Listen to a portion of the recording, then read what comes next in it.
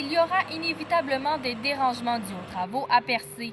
Les touristes se feront-ils moins nombreux? Espérons pas, mais peut-être ça va nous emmener plus de monde pour faire leur achat, vu qu'ils ne sont pas capables de marcher trop à la plage. Les gens ne trouvent pas ça dérangeant, sont curieux. Ils viennent puis posent des questions. Qu'est-ce qui se passe? Pourquoi c'est comme ça? Pourquoi on déménage les bâtiments?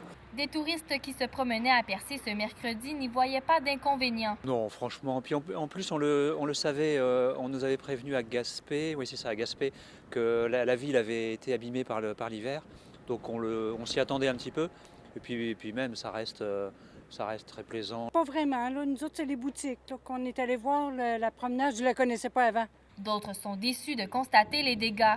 Mais on en avait entendu parler, puis on s'attendait un peu à ça, là. Mais à comparer, moi, j'aime beaucoup marcher sur le bord et tout, là, puis non, trop décevant.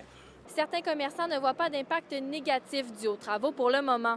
La chocolaterie Chocolactée constate même un plus grand achalandage à cette période-ci de l'année. C'était déjà là. La hausse est d'environ 5 si j'ai bien calculé, depuis seulement 2 semaines. Puis habituellement, c'est vraiment pas occupé à ce temps-ci. Selon un sondage CAA paru la semaine dernière, la majorité des Québécois passeront leurs vacances dans la province cet été et la Gaspésie sera la région la plus fréquentée. En marge des travaux, les fouilles archéologiques se poursuivent depuis lundi où la CEPAC prévoit construire son stationnement.